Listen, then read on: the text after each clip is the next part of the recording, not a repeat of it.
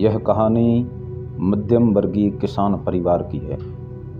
यह कहानी जो हाल ए दर्द बयां कर रही है वो राजस्थान के 80% घर की स्थिति है। इसलिए ये कहानी सुनाना और भी ज़्यादा आवश्यक हो जाता है। दक्षिण पूर्वी राजस्थान के कोटा जिले का एक छोटा सा गांव।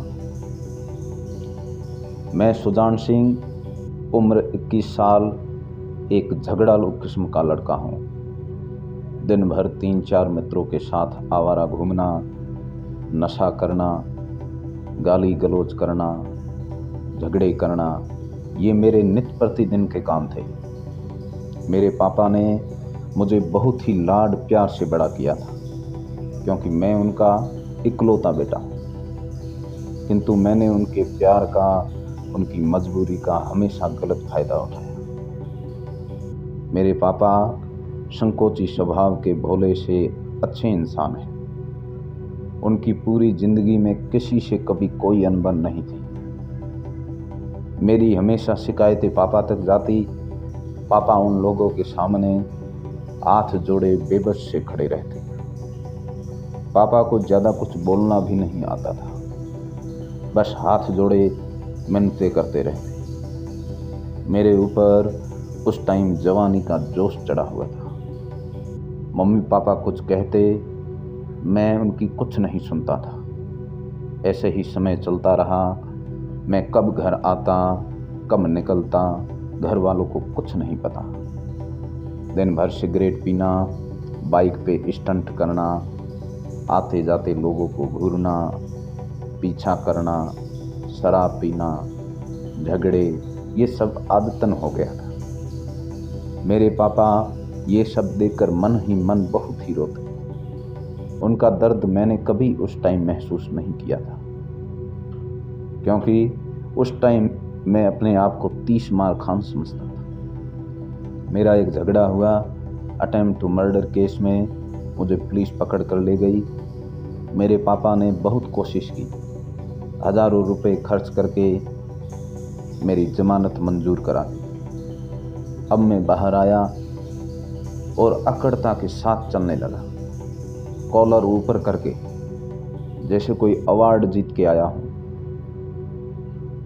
मैं एक थप्पड़ का आदमी हूँ, छिछोरा सा।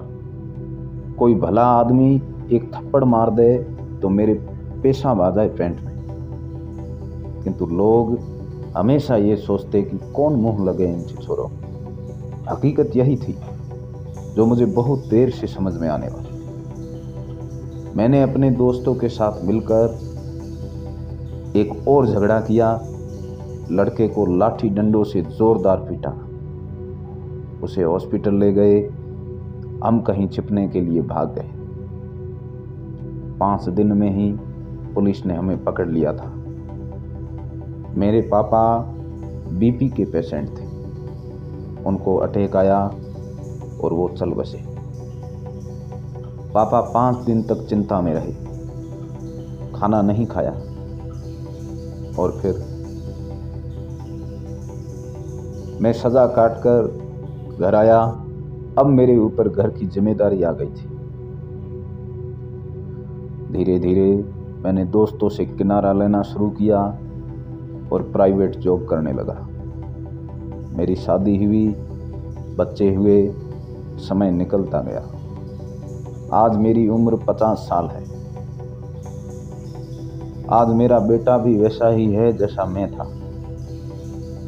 वही झगड़े, नशा, आवारापन, सब वो गलत चीजें जो मैं करता था, वो मेरी एक भी नहीं सुनता है। आज मुझे मेरे पापा की हालत, मन की व्यथा, दशा सब समझ में आती है जब मैं खुद को उनकी जगह रखता हूँ। अपने माँ पापा को दुखी करके कोई खुशी रहा है भला?